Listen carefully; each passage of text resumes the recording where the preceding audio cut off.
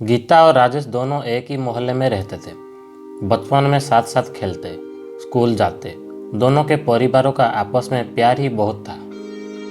इसीलिए मेला देखने जाना हो, यात्रा देखने ही या फिर कभी कभार सिनेमा जाना होता तो दोनों परिवार इकट्ठे ही जाते थे। गीता के परिवार में इसकी दादी को मिलाकर कुल 5 मेंबर थे। उसके पिताजी पेशे में एक टीचर थे और माँ हाउसवाइफ थी।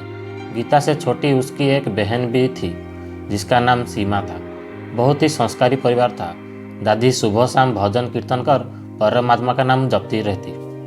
गीता की माँ लीला जी एक कुशल गृहिणी होने के साथ साथ अच्छी माँ भी थी। उन्होंने अपनी दोनों बेटियों को हर अच्छे बुरे की शिक्षा दी थी। घर बाहर किसी भी तरह की समस्या उन्हें होती तो माँ से बात करके झटपट हल मिल जाता था। गीता ने 7th में ही तय कर लिया था कि उसे IAS ऑफिसर बनना है। पढ़ाई में वो बहुत ही इंटेलिजेंट थी। उसके परिवार में सबको उस पर भरोसा था कि वो अपना सपना जरूर पूरा करेगी। आंखों में ऑफिसर बनने का सपना पाले गीता बड़ी हो रही थी। मोहल्लों की सबसे सुंदर लड़की थी गीता। लंबे घने बाल, गोरा रंग, खिलखिलाया चेहरा। किस परी से कम नहीं थी वो। जो उसको देखे वो देखता ही रह जाए।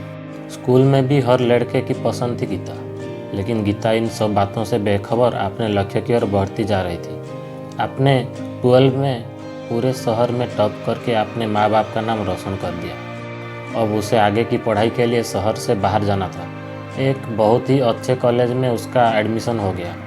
बहुत ही हिदायतियों के साथ उसे हॉस्टल दिलवा कर उसे मम्मी पापा वापस आ गए। घर वाले थोड़े निश्चित इसलिए भी थे क्योंकि उनके मोहल्ले का लड़का राजेश भी तो उसी कॉलेज में पढ़ता था, जो गीता से 1 साल सीनियर था। राजेश के परिवार में उसके मम्मी पापा और एक छोटा भाई था। राजेश के पापा की शहर में कपड़ों की बहुत बड़ी और अच्छी दुकान थी। राजेश भी पढ़ाई में बहुत अच्छा था। उसे MBA करना था, इसीलिए उसने ग्रेजुएशन में कॉमर्स को चुना। वहीं दूसरी तरफ गीता नॉन मेडिकल की स्टूडेंट थी। दोनों का कॉलेज एक ही था। राजेश गीता के बचपन का दोस्त था, इसीलिए गीता दिन में एक बार उससे ज़रूर मिलती थी। कोई भी प्रॉब्लम होती तो राजेश को ही कह देती। ऐसी ही कॉलेज का 1 साल बीत गया। और गीता नए मोहल्लों में एडजस्ट हो चुकी थी। वो बहुत मेहनत कर रही थी। कॉलेज में उसकी अलग पहचान बन चुकी थी। इसके कई कारण थे। पहला, एक तो वो बहुत ही सुंदर थी, एक उसकी सादगी और उसकी इंटेलिजेंस के तो सभी कायल थे। हर कोई उससे दोस्ती करना चाहता था। हर टीचर की वो चाहती थी। अपनी माँ को अब ये सब बताती तो माँ को बड़ी खुशी होती। बहुत से लड़कों के ऑफर वो बड़े सलीके से मना कर चुकी थी। उसका ध्यान बस अपने सपने को पूरा करना पर था। इसी तरह 1 साल और बीत गया। उस दिन राजेश का कॉलेज में लास्ट दिन था। वो गीता से मिला और उसे अपने दिल की सारी बात बड़ी सादगी से कह डाली। राजेश ने कहा, मुझे पता है कि तुम्हारी खूबसूरती से इम्प्रेस होकर लड़के आए दिन तुम्हें प्रपोज करते रहते हैं, लेकिन मैं सच कह रहा हूँ, मैं तुम्हारी सादगी को बचपन से ही पसंद करता हूँ। पहले मुझे लगा कि ये महज एक लगाव होगा जो अक्सर युवावस्था में हो ही जाता है, लेकिन जैसे जैसे मैं मैच्योर हुआ समझ में आया कि यह प्यार है। कोई बार तुमसे कहना चाहा, लेकिन डरता था कि प्यार के चक्कर में कोई तुम्हारी दोस्ती से भी हाथ धो बैठे। यकीन मानो, अगर तुम इतनी खूबसूरती भी ना होती तो भी मैं तुम्हें इतना ही प्यार करता। गीता उसे एक टक टक देख ही जा रही थी। बीते सालों में एक जाने कितने लड़कों की ना बोल चुकी थी, लेकिन राजेश का अचानक इस तरह से अपने प्यार का इजहार करना उसे कुछ समझ नहीं आ रहा था कि क्या कहे। फिर भी राजेश को जवाब देना ही था। गीता ने कहा, राजेश, तुम बहुत अच्छे लड़के हो। तुम जिसे मिलोगे वो लड़की बहुत भाग्यशाली होगी, लेकिन तुम तो अच्छी तरह जानते हो मेरे सपने पूरे करने हैं। लाइफ में अब कुछ करना है। प्यार के चक्कर में पड़ गई तो कुछ नहीं कर पाऊंगी। राजेश ने कहा कि कौन कहता है तुम अपने सपने पूरा ना करो। तुम वो सब करो जो करना चाहती हो। मैं अपने मन की बात तुम्हें आज भी नहीं कहता, लेकिन मुझे MBA करने लंदन जाना है। जाने से पहले तुम्हें सब कह देना चाहता था। मैं तुम्हारी हाँ का इंतज़ार करूँगा गीता। इतना कहकर राजेश वहाँ से चला जाता है। गीता थोड़ी उदास हो जाती है, फिर सोचती है कि अगले हफ्ते घर जाऊंगी तो माँ को सब बता दूंगी। अगले हफ्ते गीता घर चली गई। अब की बार थोड़ी खोई खोई सी थी। माँ ने यह बात तुरंत भाप ली कि कोई तो बात है जो गीता बेचैन लग रही है। डिनर के बाद सब काम निपटा कर माँ बेटी छत पर चली गई। वहाँ जाकर माँ ने गीता से उसकी परेशानी का कारण पूछा तो गीता ने झट से वो सब बातें बता दी जो राजेश और उसके बीच में हुई थी।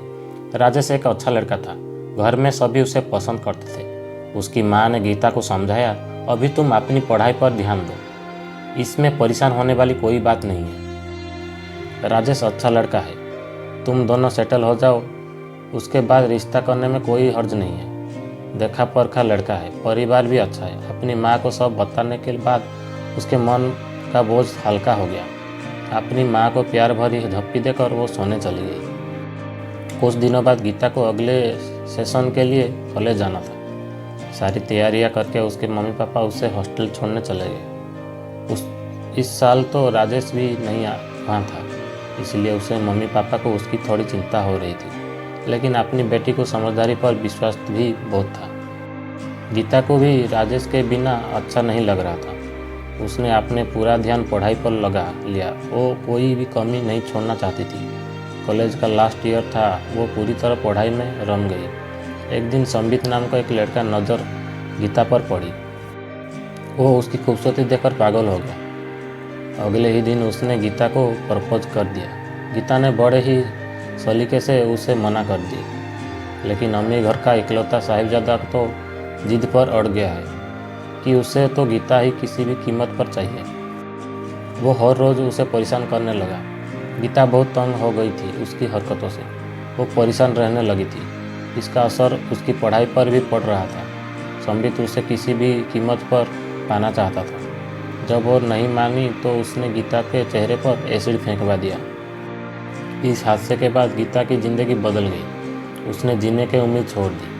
हमेशा हंसती रहने वाली गीता की आंखों से आंसू नहीं सूखते थे। इसके परिवार से उसकी हालत देखी नहीं जा रही थी। 2 साल बाद बीत गए, लेकिन गीता तो जैसे पत्थर बन गई थी। इसका आत्मविश्वास खो चुका था। अपने आप शीशों में देखने से डरती थी।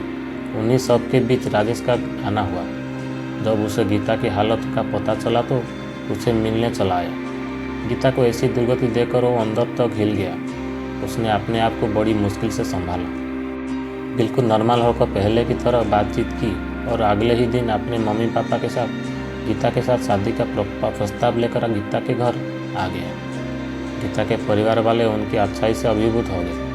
गीता ने राजेश से अकेले में बात करने की इच्छा जताई। गीता ने राजेश से कहा कि तुम क्यों अपनी ज़िंदगी बर्बाद कर रहे हो? तुम्हें तो एक से एक लड़की मिल जाएगी। राजेश, तुम्हें मुझसे सहानुभूति है, तुम इसीलिए मुझसे शादी कर रहे हो ना? राजेश ने कहा, हाँ मानता हूँ कि एक बढ़कर एक लड़की मिल जाएगी, लेकिन तुम हो तुम।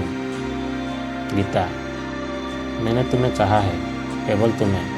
मैं तुम्हें आज भी उतना ही प्यार करता हूँ जितना पहले करता था, और तुमने वो जो सपना देखा था वो तुम अब भी पूरा कर सकती हो। मैं तुम्हारे साथ हूँ। गीता की आंखों से आंसू बहने लगे। वो राजेश के गले लगकर खूब रोई। रोते रोते कह रही थी, मैं दुनिया की सबसे खूबसूरत लड़की हूँ जो तुम जैसा हमसफ़र मिला। यही तो सच्चा प्यार है।